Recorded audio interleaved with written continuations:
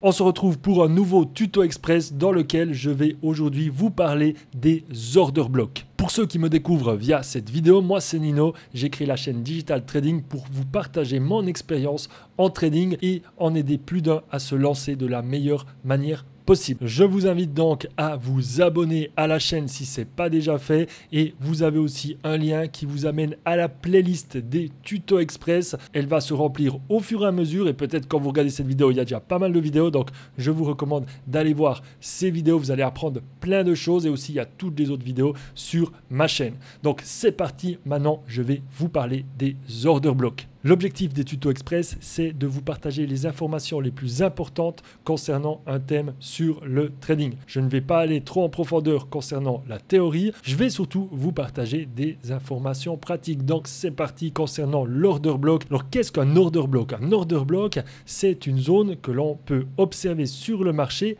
avant un retournement de sens. Par exemple, ici, on a une zone baissière. Ici, on a une baisse et tout d'un coup, on a une hausse. Et l'order block se situe avant ce changement de direction. Comment tracer un order block? Donc, c'est assez simple. Premièrement, soit vous pouvez prendre la dernière bougie avant le changement de direction. Donc, en l'occurrence, ça serait cette bougie. Mais moi, personnellement, je m'adapte par rapport à la dynamique du marché. Donc là, on voit qu'on a une bougie fortement haussière. Donc, je vais plutôt prendre les deux dernières bougies.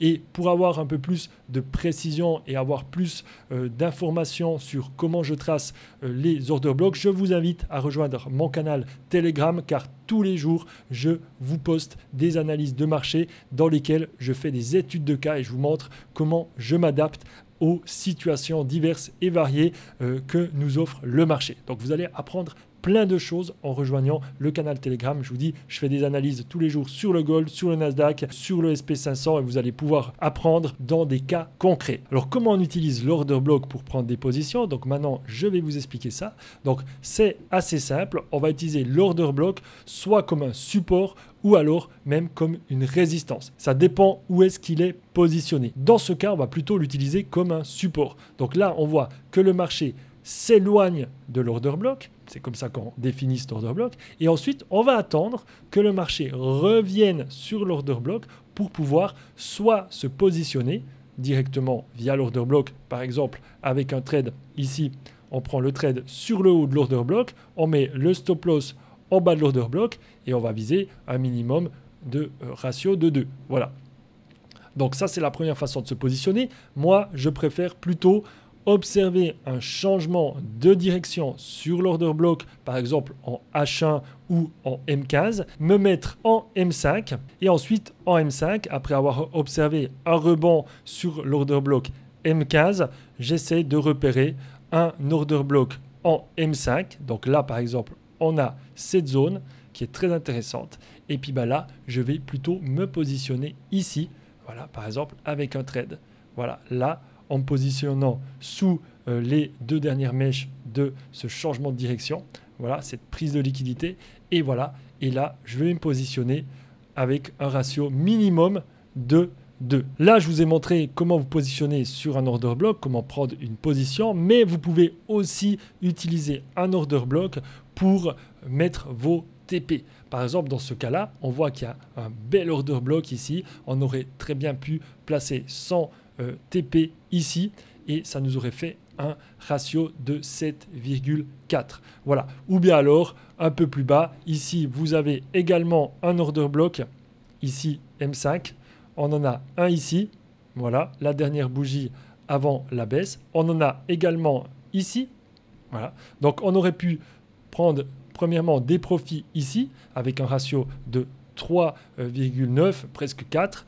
On aurait pu prendre des bénéfices aussi ici avec un ratio de 6,8 et puis finalement on aurait pu aller jusqu'ici avec un ratio de 7. Mais bien sûr, dans une position, plus vous êtes en bénéfice, plus il faut clôturer des bénéfices et monter son stop loss afin que si le marché se retourne, vous puissiez sécuriser des gains. Donc ce n'est pas le sujet de la vidéo, mais c'était une petite précision que je pense essentielle. Comme je viens de vous l'expliquer, l'order block vous sert premièrement à prendre position, à placer votre stop loss et aussi placer votre TP. Donc c'est vraiment des zones très important. La plupart du temps, les marchés réagissent par rapport à ces zones. Ça ne veut pas dire que vous aurez à chaque fois un marché qui va toucher un order block et tout de suite rebondir. Des fois, on va chercher un peu plus bas. Par exemple, ici, on a l'order block M15. Le marché a quitté cette zone pour revenir rebondir. J'ai tracé l'order block M5 ici. Le marché est venu rebondir, mais vous voyez, vu qu'il y a l'order block M15, le marché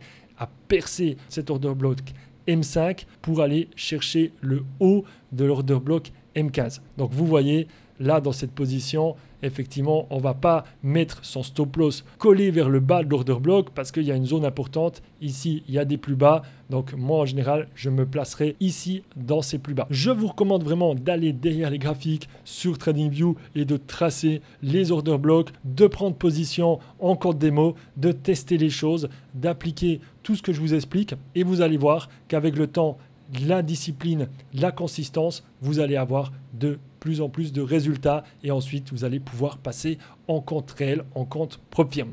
Donc voilà, on arrive à la fin de cette vidéo. N'oubliez pas de liker la vidéo, ça fait plaisir, ça encourage mon travail. N'hésitez pas à me poser vos questions en commentaire. Aussi, si vous avez une suggestion concernant les tutos express, un thème que vous aimeriez que j'aborde, n'hésitez pas à me l'écrire. Je vous rappelle que dans l'espace description, il y a un lien qui amène à la playlist des tutos express et aussi un lien qui amène au canal Telegram sur lequel vous allez apprendre plein de choses. Ciao tout le monde, portez-vous bien et je vous souhaite le meilleur sur les marchés.